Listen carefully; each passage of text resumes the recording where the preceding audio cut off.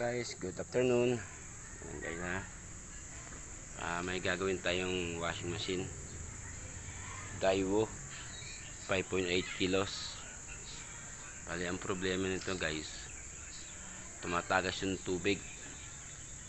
So may problema yung gate valve ng drain, yung drain valve nya.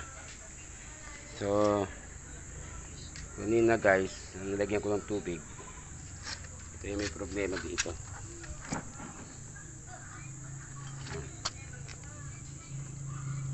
Yung drain valve nya.